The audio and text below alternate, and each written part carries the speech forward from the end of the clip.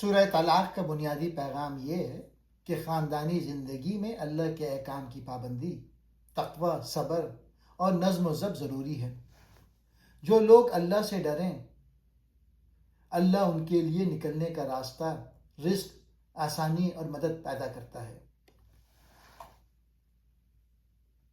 پہلا پوائنٹ، یہ سورت مدنی ہے اور سورہ نساء کی طرح خاندانی قوانین پر مشتمل ہے۔ ڈاکٹر اسرار کے مطابق یہ سورت اسلامی معاشرتی نظام کی بنیادوں میں سے ایک ہے۔ اس میں طلاق کے احکام کے ساتھ تقوی اور اللہ کی نصرت کے قوانین بیان کیے گئے ہیں۔ طلاق کا صحیح طریقہ، اللہ تعالیٰ فرماتے ہیں کہ جب عورتوں کو طلاق دو تو عدت کے حساب سے طلاق دو۔ اہم اصول، طلاق ایسے وقت دی جائے جب عورت حیض سے پاک ہو اور اس حالت میں ہم بستری نہ ہوئی ہو۔ عدت کا صحیح حساب رکھا جائے۔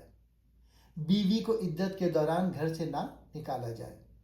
ڈاکٹر اسرار احمد کے مطابق اسلام میں طلاق کو ناپسندیدہ عمل سمجھا جاتا ہے، لیکن ضرورت کے وقت اسے منظم اور مہذب طریقے سے کرنے کا حکم ہے۔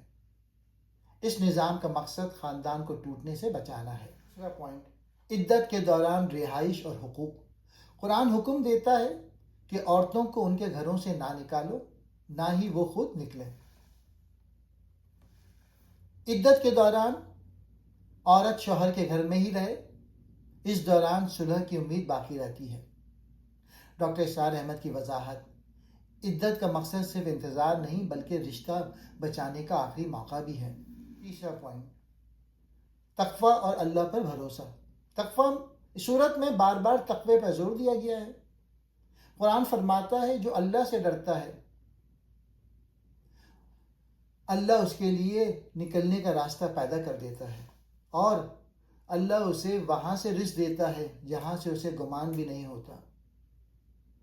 ڈاکٹر اسرار احمد کے مطابق خاندانی مسائل کا اصل حل تقوی اور اللہ پر اعتماد ہے۔ جب انسان اللہ کے احکام پر عمل کرتا ہے تو اللہ اس کے مسائل آسان کر دیتا ہے۔ چوتھا پوائنٹ، گواہوں کی موجودگی۔ طلاق یا رجوع کے وقت 2 عادل گواہ رکھنے کا حکم دیا گیا ہے۔ مقصد، کسی فریق کے ساتھ ناانصافی نہ ہو، معاشرے میں نظم و انصاف قائم رہے۔ پانچواں پوائنٹ، نان و نفقہ اور ذمہ داریاں۔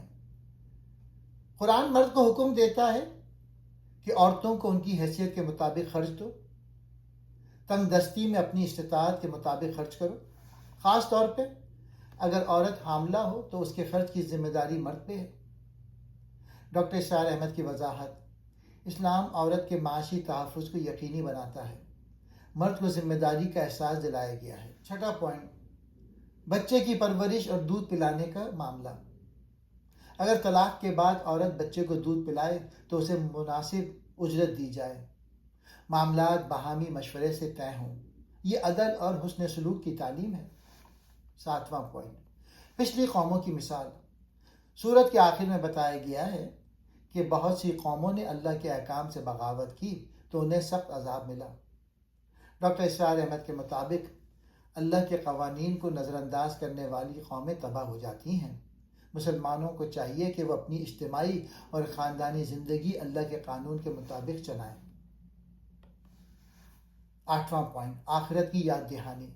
آخر میں بتایا گیا ہے کہ اللہ نے انسانوں کی ہدایت کے لیے نور یعنی قرآن نازل کیا اور رسول بھیجے۔ پیغام یہ ہے، جو لوگ ایمان اور نیک عمل اختیار کریں گے انہیں جنت ملے گی۔